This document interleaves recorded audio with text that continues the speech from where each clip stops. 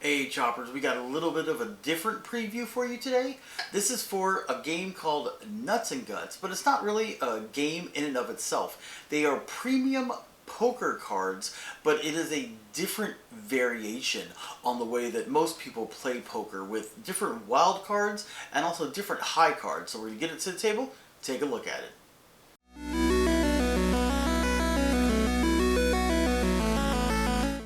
So like I said in the intro, Nuts and Guts are premium playing cards. And this is the my prototype, so I'm hoping that this actually matches what you're going to get from the Kickstarter. So these, because this is really high quality, I'm going to show you here. I'm going to open it up and show you everything in the tin.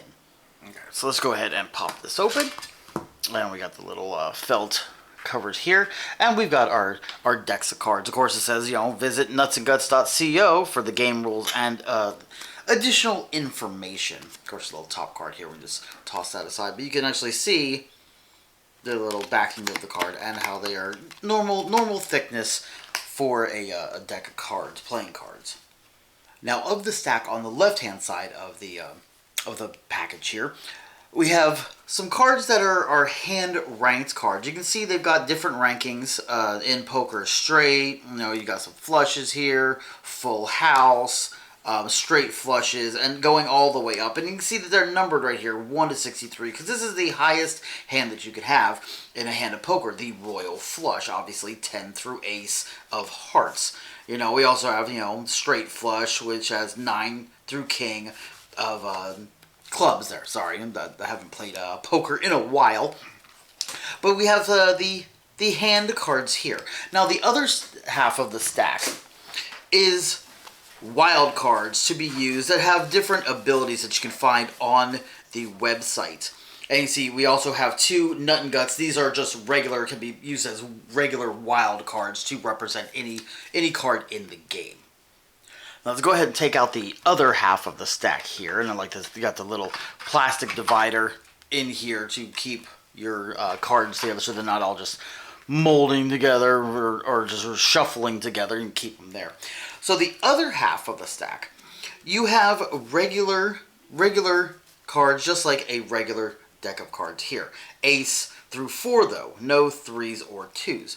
But then you have your other hand cards here, and they start off with the lowest thing you could have in the game other than a single high card. The lowest one you could have in the game is a pair, and they go all the way up, different pairs like that, then 2 pairs, we got 2 pairs, keep going 3 of a kind, all the way up until you get to where the straights are, and then it joins the other half of the deck there. So let's go ahead and put them all together right there. Alright, before we begin, let's get all this extra stuff out of the way here. Alright, we've got our deck of hand cards all shuffled up there, all 63 of them. And now, before you start, you have to decide which wild cards, if any, you're going to use. Now, the wild cards, some of them are attack cards, and some of them are defense cards, and some of them are advantage. They'll give you an advantage. So let's go ahead and look at some of them, the ones we're going to add for this game here. So we're going to add our forced bet cards. These ones, when you play them, you can force another player to bet for you for that round. So we're going to put these into the deck. Those are attack cards. We're also going to put the lucky draw wild cards in the deck. These cards right here will let you draw 2 more cards, giving you a better chance at getting more hand cards in there so that you can play, because you're only going to get 2 cards on your turn. So these lucky draw ones will let you draw 2 additional cards for your hand. We're going to throw those in there. Those are advantage cards, by the way. So we're going to have 4 poker face cards, wild cards in there. These 4 poker face cards, these are defense cards. If you play these, nobody can mess around with your hand or play a wild card on you, the defense cards. And then we're also going to play our 2 Nuts and Guts Joker cards into the deck. These cards, they can't be used as hand cards, but they can be used as any wild cards. I mean, because if they're used as hand cards, you're just going to make them straight royal flushes and win the game. But these can be used as any other wild card that we are using in the game. So they can be used as the force bet, lucky draw, or poker face, whichever you want them to. So we're going to go ahead and shuffle them up, and then we'll get to how you play Nuts and Guts.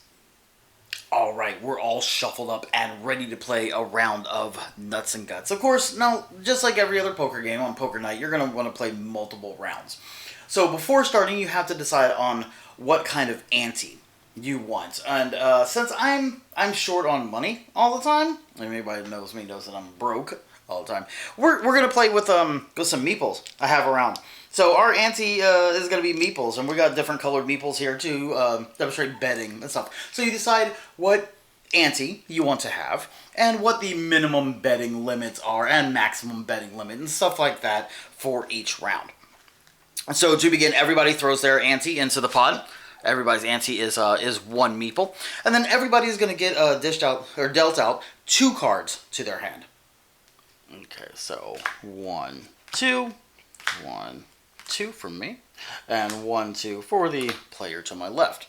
And then everybody's going to look at their 2 cards and devise a strategy. You can see here I've got a flush and I've got 2 pairs right here, and you can tell your hand ranking to see how it goes up and down. And hopefully you have something higher than the other players. Remember, the lower the hand ranking number is, the better your hand is. We're looking for that straight flush, royal flush that is 1 out of 63.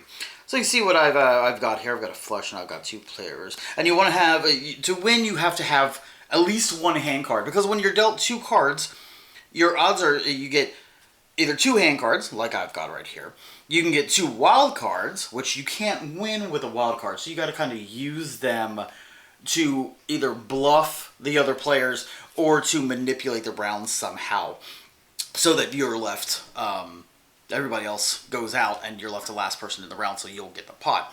Or you could have a wild card and a hand card, which is good. Now you're going to want to play your wild cards before anything else. But let's go ahead. Okay, I've got a flush here and 2 pairs. Let's see what the player to the left has over here. Ooh, see, he's got a wild card right here. But then he's also got a flush, and that number on that flush is an 18. I don't know if you can see it there. Waiting for this to adjust right there. It's an 18. As opposed to my flush card right here, which is a 15. So I've actually got the higher flush card. Well, let's look at the player to the right. Let's see what they have over here. Ooh, look at that. They've got a full house. 2 full houses, it looked like. 1 is a 12 and 1 is a 9. So they're actually doing better. But nobody knows what anybody else is doing. So now we go to a round of betting. Now, in the betting round, it goes just like in normal poker. Everybody can call, raise, re-raise, what have you. So let's say I'm going to go ahead. I'm opening it up with 1 green meeple. That's the lowest denomination meeple there is. So 1 green meeple. Let's see, the player to the left is going to match me and also raise it by a pink meeple over there. Now the player to the right is feeling really, really good. So he's going to match, and he's going to raise it by a gray meeple right there. So if everybody wants to stay in, they're gonna have to do a gray meeple. But I'm not. I'm gonna go out. I'm gonna fold myself because I'm not feeling too confident about my cards.